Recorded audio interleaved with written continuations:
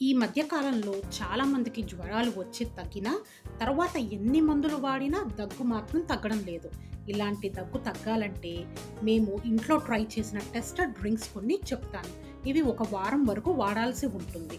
అప్పుడు పూర్తిగా న్యాచురల్‌గా దగ్గు తగ్గిపోతుంది. లాస్ట్‌లో ఒక చిన్న టెక్నిక్ ఉంది.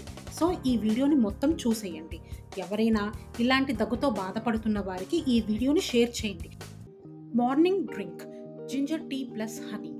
ఉదయం లేచాక అల్లం ముక్కలు నీటిలో మరిగించి టీలాగా చేసుకుని ఒక చెంచా తేనె వేసి తాగాలి.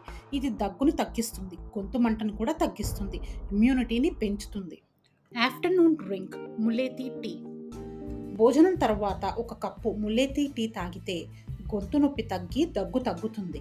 అలాగే ఇది రోగ నిరోధక శక్తిని పెంచుతుంది, జీర్ణక్రియను బాగు చేస్తుంది. Evening drink honey lemon water.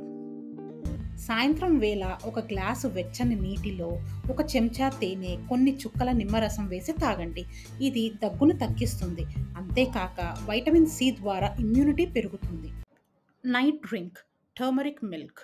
నిద్రపోయే ముందు ఒక గ్లాసు వెచ్చని పాలల్లో అర చెంచా పసుపు, చిటికెడు మిరియాల పొడి వేసుకుని తాగండి.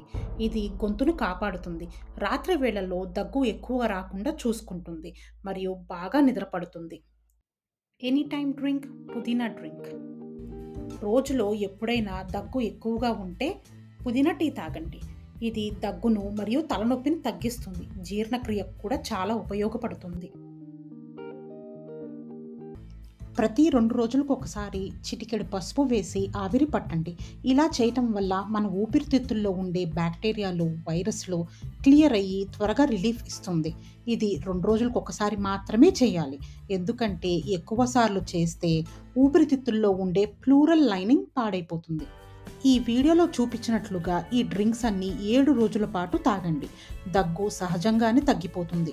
కానీ దగ్గు 3 వారాలకి మించి ఉంటే లేదా జ్వరం, ఛాతీ నొప్పి ఉంటే వెంటనే తప్పక డాక్టర్ని సంప్రదించండి.